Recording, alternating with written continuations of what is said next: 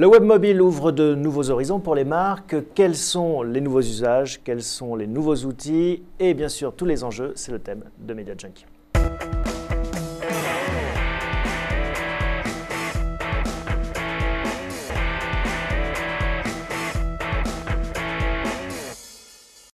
Pour évoquer les enjeux du web mobile pour les marques, deux invités, Albert Asseraf, bonjour. Bonjour. Vous êtes le directeur de la stratégie du marketing et des études chez JC Deco. Exactement. Merci d'être avec nous. Vous êtes notamment le papa, on peut dire ça, ou en tout cas vous veillez au destin de YouSnap. On va en reparler en détail. Et puis à vos côtés, Bruno Smadja, co-fondateur de Mobile Event, une agence tout numérique. C'est comme ça que vous Tout numérique, exactement. Tout numérique. Absolument. Et avec, comme son nom l'indique, un tropisme vers le mobile. Absolument, une naissance dans le monde mobile. Alors, on est là pour parler de ce que change finalement le web mobile par rapport à cet univers du marketing des marques. Bruno, un petit mot déjà sur le paysage qui a été radicalement bouleversé par un outil, l'iPhone. Absolument, il y a 2 ans, l'arrivée de l'iPhone a complètement révolutionné le monde du mobile. Qu'est-ce que ça change? Ça a changé tout en fait. Ils ont changé le paradigme, ils ont changé l'outil et ils ont changé son mode d'usage. Le tactile existait avant, l'idée de se connecter à Internet existait avant. Ils ont réussi à en faire un écosystème, comme c'est le faire souvent Apple, mais un écosystème générateur de business, générateur de trafic, générateur de services et de valeur ajoutée pour le consommateur. Et pour la première fois, on a vu les consommateurs se jeter dessus et devenir de manière exponentielle des consommateurs d'Internet sur leur téléphone mobile. Et depuis, ils ont été imités, ils sont suivis, voire dépassés, on voit avec Android. Albert Asseraf, comment est-ce que vous êtes posé la question, la problématique de YouSnap? Alors déjà, on rappelle ce qu'est YouSnap. YouSnap, c'est assez simple finalement, c'est une application qu'on peut télécharger sur son smartphone, donc aujourd'hui l'iPhone, dans quelques semaines Android, c'est ce qu'on disait à l'instant, et qui permet par la simple photo d'une image d'accéder à des contenus enrichis de type vidéo, web mobile et ainsi de suite pour en savoir plus sur une affiche ou sur un visuel imprimé. Donc je suis un abribus, je prends mon iPhone, je photographie la publicité et je peux avoir un contenu supplémentaire. Un exemple par exemple? Alors cette semaine, vous avez un certain nombre de campagnes interactives, comme par exemple Monoprix, comme par exemple Marionneau. Qu'est-ce qu'on a alors sur l'iPhone une fois qu'on a photographié cette publicité Monoprix par exemple? Alors dans le cas de Monoprix, vous avez un système de géolocalisation qui vous permet de savoir où est le magasin le plus proche, quelles sont les offres intéressantes du moment. Ouais. Dans le cas d'une marque automobile, vous en saurez plus sur le modèle, sur une petite vidéo qui vous montre comment ce modèle est conçu et construit. Donc on en sait toujours plus sur la marque. Ça Bruno, vous le voyez auprès de vos clients, cette demande finalement, enrichissez mes publicités traditionnelles? Oui, ce qui est très intéressant, c'est que cette technologie existait avant JC Deco et que JC Deco, avec la force et la dimension de son réseau, a pu lui donner une vraie dimension nationale.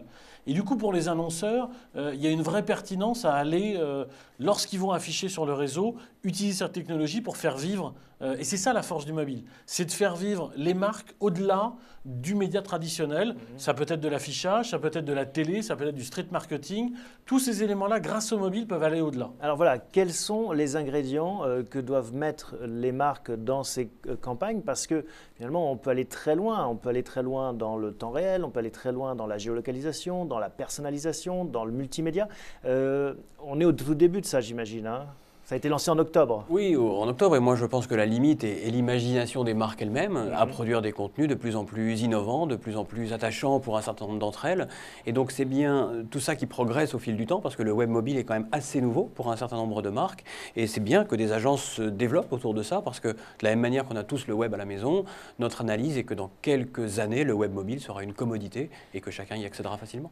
Mais je reviens à ma question initiale. Comment c'est né chez JC Deco cette réflexion en se disant voilà, il faut qu'on apporte une dimension supplémentaire grâce au web mobile? Est-ce que c'est finalement né avec l'iPhone? Est-ce que c'est né avec la peur de se faire concurrencer d'une certaine façon? Non, ça a précédé l'iPhone et ça n'a rien à voir avec la peur, ça a plus à voir avec de la stratégie et de l'analyse. Et on a le sentiment depuis maintenant 3 à 4 ans, et on a d'ailleurs publié des cahiers de tendance sur le sujet, que la ville va être irriguée par les nouvelles technologies. Et en cela, et dans ce cadre-là, on a toujours dit l'affiche doit trouver une nouvelle dimension enrichie et en donner plus qu'un message en quelque sorte passif. Et donc, ce qu'a révolutionné l'iPhone, c'est la facilité à accéder à ce contenu. Bruno, donc votre agence, on le rappelle, hein, s'appelle Mobile Event. Dans un nom, il y a beaucoup de choses. Deux éléments, la mobilité et puis l'événementiel, c'est-à-dire l'instant finalement. J'imagine que ce n'est pas innocent par rapport à cette ville numérique qu'on est en train de voir émerger. Ben, c'est ce qui nous a motivés au départ, c'est-à-dire cette perception de considérer que l'événementiel allait devenir numérique et que cette événementialisation numérique allait se faire au travers du téléphone mobile. C'est-à-dire que vous, ce que vous dites, c'est que le mobile va ou est déjà parfois plus important que le web fixe. Alors, il est de fait en volume. C'est-à-dire que le taux d'équipement aujourd'hui en téléphone mobile en France est beaucoup plus élevé que le taux d'équipement en Internet haut débit en France. Donc ça, c'est intéressant. Après, pour continuer sur les chiffres, on a 25% grosso modo du marché qui a un smartphone dans sa poche. Ça veut dire que ses capacités d'usage, ses capacités d'exploiter la puissance d'un téléphone mobile et la puissance technologique est extrêmement développée. Et donc, on arrive vraiment à un marché de masse qui permet du coup à des acteurs qui travaillent sur des problématiques de masse comme JCDecaux et à des marques, comme toutes les marques peuvent annoncer, soit des distributeurs de films, soit des marques de grande consommation, vous citiez Monoprix, Marionneau et bien d'autres, de pouvoir commencer à dire j'utilise le téléphone mobile et je me lance dessus. Il y a des secteurs leaders sur la mobilité qui ont peut-être des raisons particulières à être plus... Marionneau, c'est un bon exemple, c'est un exemple intéressant parce que avant même qu'on ait toutes ces technologies, ils avaient déjà développé par rapport à leur carte d'abonné des solutions SMS sur du couponing très très très simple qui ont eu des succès absolument considérables, voire même parfois au-delà de leurs espoirs dans certains cas.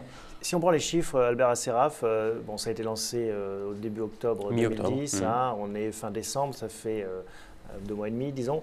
Quels sont-ils? Aujourd'hui, on est à environ 50 000 téléchargements de l'application, donc c'est à la fois satisfaisant, mais on sait qu'il faut encore beaucoup progresser sur le sujet. Et la stratégie que nous avions envisagée dès le lancement était d'ouvrir à très court terme cette plateforme à des partenaires de l'univers du print au sens large. Alors, par exemple, des magazines, des journaux Exactement. Et nous discutons en ce moment même avec un certain nombre d'éditeurs, de partenaires potentiels pour savoir s'ils nous rejoignent sur la plateforme. Vous voulez être le standard du marché par rapport à cette technologie de reconnaissance d'image et d'enrichissement pour les marques. Oui, en tout cas, on veut que YouSnap soit un standard pour qu'il soit admis que finalement c'est cette application qui permet d'accéder à des contenus plutôt que chacun avec une application différente où là la fragmentation serait telle que personne n'aura 10 ou 20 applications sur son téléphone. Comment c'est perçu par la presse par exemple? Est-ce qu'ils vous voient arriver d'un bon oeil ou est-ce qu'ils se disent oh là là il y a peut-être une concurrence ou une perte d'indépendance si on passe par cette solution? Non, je vous rassure, c'est d'un excellent œil même puisque nous n'avons que des retours positifs dans la mesure où on apporte une plateforme clé en main qui fonctionne et qui leur fait bénéficier de toute la recherche, de tout le développement, de toute la technologie développée par notre partenaire Telequid. Donc tout ça est important, ça leur évite un certain nombre d'investissements et ils ont une solution qui est efficace immédiatement. Bruno, on a vu ce qui peut être un exemple avec Monoprix, la géolocalisation, le couponing, Marionneau, dans le sillage de Groupon, par exemple. Qu'est-ce qu'on peut imaginer comme fonctionnalité pour les marques? Qu'est-ce qu'elles doivent faire? Je pense que globalement, elles vont être de différents niveaux. On va avoir la problématique par rapport à la distribution physique, on vient de le voir. Et moi, je pense que JCDecaux va aller demain parler à des marques pour que, par rapport à leur packaging, on puisse photographier le packaging et avoir des informations au-delà. Ça paraît tout à fait cohérent. Pour l'instant, c'est gratuit, ce service. Oui, exactement. C'est à part quelques frais techniques très symboliques. Vous considérez que c'est un service, c'est un cadeau bonus ça valorise notre média et donc c'est une manière d'inciter les marques à intégrer notre média dans leur stratégie. Bruno, on continue. Donc, la logique de distribution va être fondamentale. Elle perçoit aujourd'hui tout l'intérêt du téléphone mobile. Chacun d'entre nous, quand on va faire nos courses, on a notre téléphone dans notre poche. Donc on peut imaginer des modes de communication, d'interaction qui sont extrêmement riches par rapport à ça. Il y a déjà une petite OP qui a été mise en place par Franprix où vous pouvez aller vous abonner de manière virtuelle à un service de cumul de points. Donc c'est plutôt intéressant. On n'est pas obligé de se balader avec la énième carte dans son portefeuille.